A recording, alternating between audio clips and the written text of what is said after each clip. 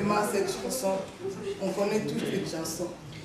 Osane, Zambelanga, la pesa onino. Osane, Zambelanga, la pesa onino. Osane, Ololanga, la pesa onino. Osane, Zambelanga, la pesa onino. Osane, Zambelanga, la pesa onino. Osane, Zambelanga, la pesa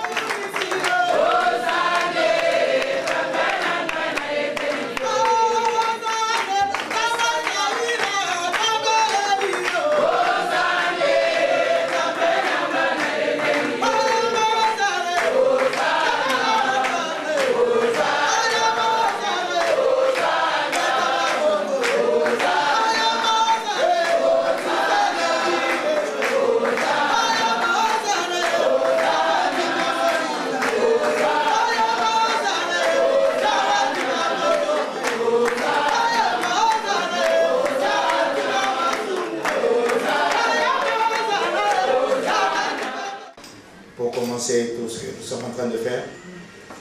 Je vais inviter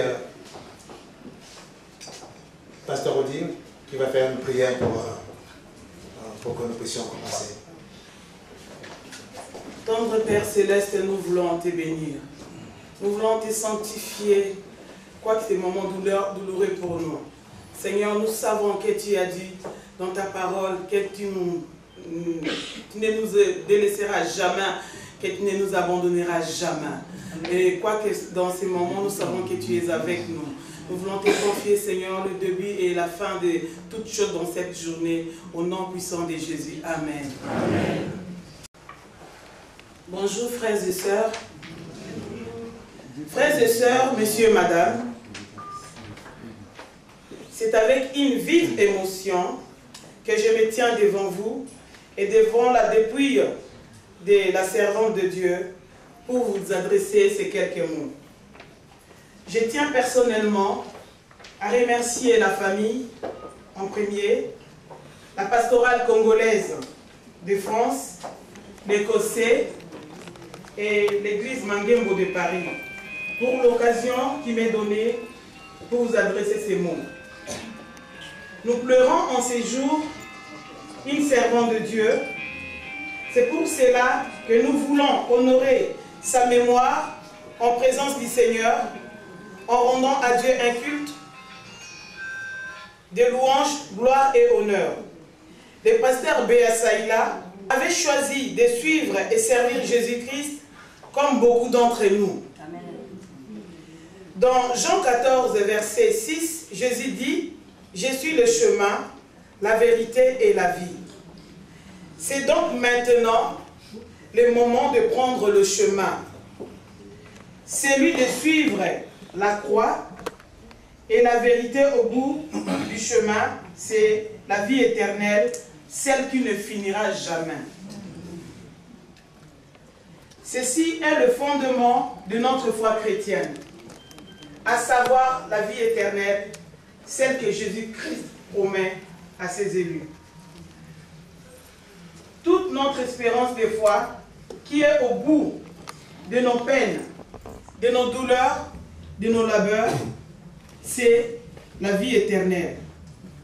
Au grand jour du grand rassemblement de tous les élus dans la cité éternelle, celle que nous a préparée Jésus-Christ, notre Seigneur. Cette vie que l'on peut décider de prendre ou de laisser tomber de notre vivant, c'est maintenant qu'il faut décider. Oui, c'est le message que le pasteur Béa Saïla lui-même aurait voulu vous adresser en ces jours. Je vous remercie.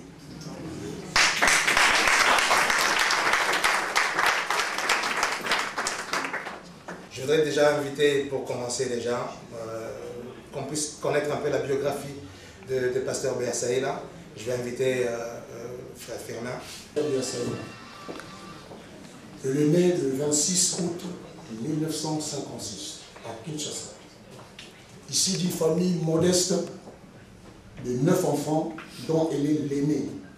De père, M. Théodore Ipa Nyamoké.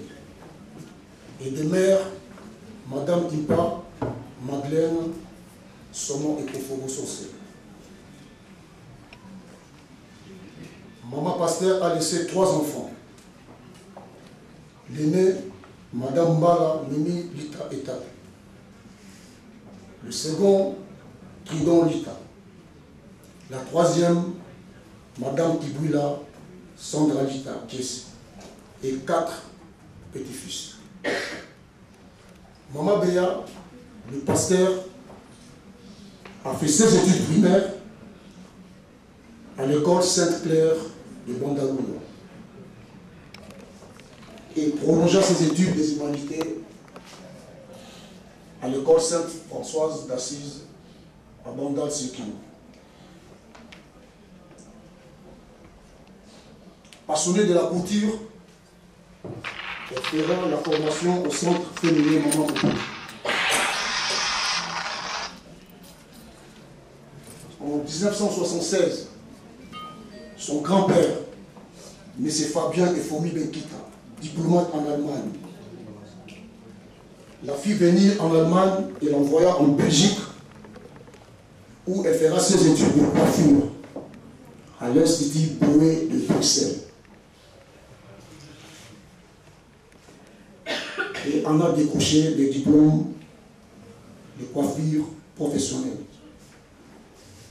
De son retour à Kinshasa, elle ouvrira le salon de coiffure Saï Saï, ici de son nom Saïla.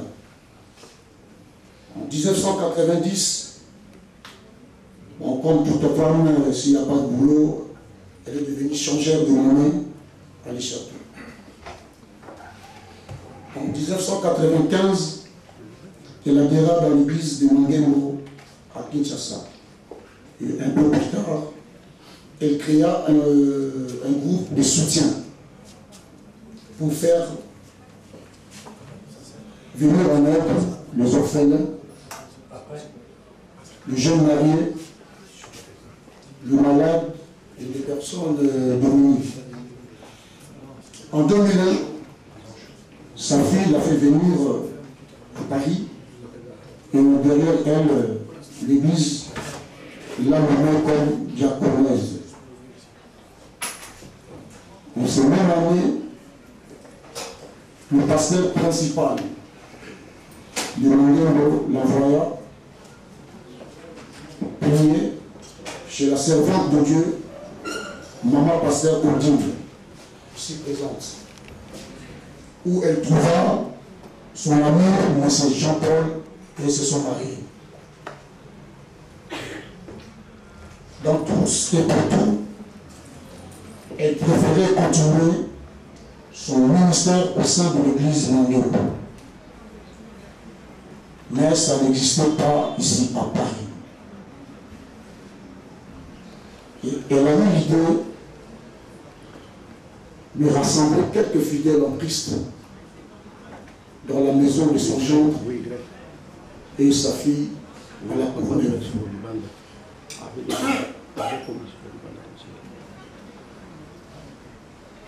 Presque une année et quelques mois, elle quitta la maison de son gendre Ahmed Mbala pour s'installer en location de la salle chez le pasteur Papa Théo, qui ce dernier la rendra service vraiment digne d'homme de Dieu.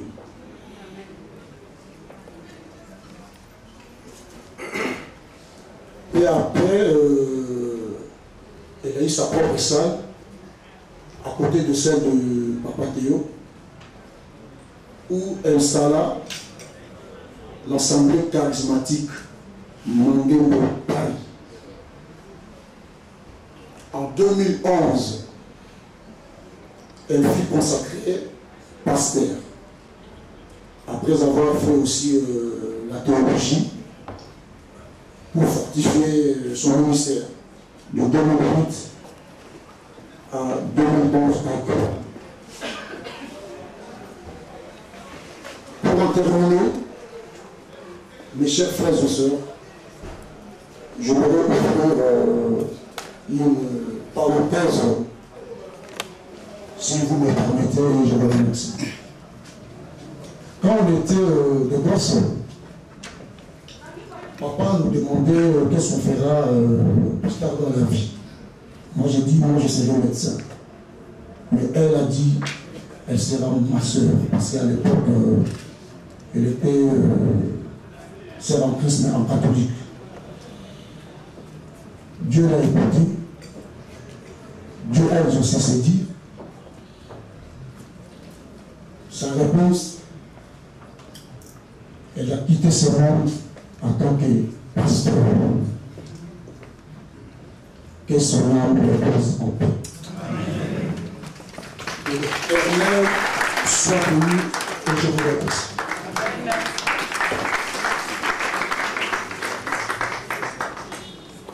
Pendant qu'on va nous conduire un petit court instant dans un chant de louange, je vais demander déjà à Pasteur Watou de préparer son témoignage. Alléluia, Amen. Amen. Alléluia, Amen. Amen. Alléluia, Amen. Amen. Amen. Alléluia, Amen. Alléluia, Amen.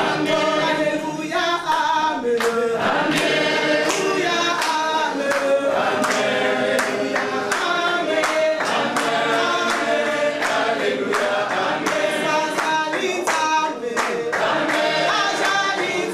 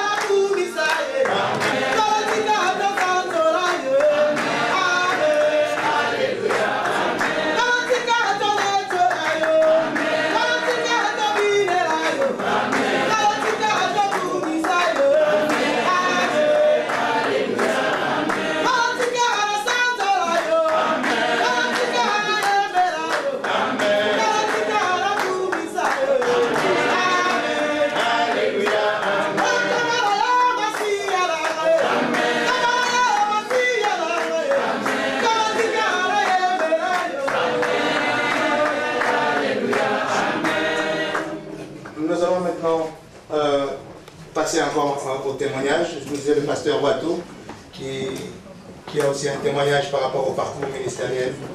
À l'Institut public de nos sur l'art, parce qu'il y a eu des cours ce matin dans le département que je dirige. Et c'est là que j'ai connu pour la première fois ma sœur Béa, qui est arrivée une fois avec d'autres sœurs qui sont ici, Vango, avec aussi notre sœur de Guinée, qui doit être là, à 6 ans. Et je les ai vues, des jeunes femmes qui normalement devraient vaquer à leurs occupations à la maison. Et Béa, telle que moi je l'ai connue, c'est une femme avec envie de savoir plus, avec un regard curieux, qui veut aller plus loin. Et une femme déterminée. Je vous dis, pour voir certains étudiants, étudiantes, je vois que, est-ce que ça va tenir ici, parce que quand même ce sont des cours universitaires qui sont là, il faut prendre des notes, il faut faire des devoirs, etc. Mais elle était là, tout le temps, poser des questions, me téléphoner et me dire que justement elle appartient à cette église de Manguingo et qu'elle devait rasseoir ce ministère à Paris.